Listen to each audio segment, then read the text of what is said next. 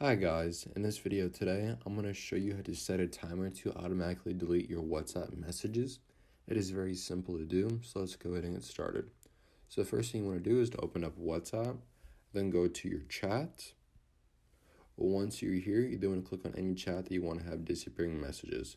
So I'll go ahead and choose this one right here, and then I'm going to click on their name at the very top of the page.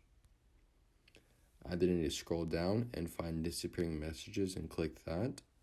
Once I'm at this page, it will then say for more privacy and storage, all new messages will disappear from this chat for everyone after the selected duration.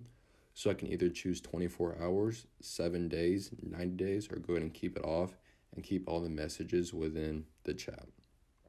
And this only works for this certain chat. So if you want to do for every single chat to have disappearing messages, go ahead and click on try a default message timer.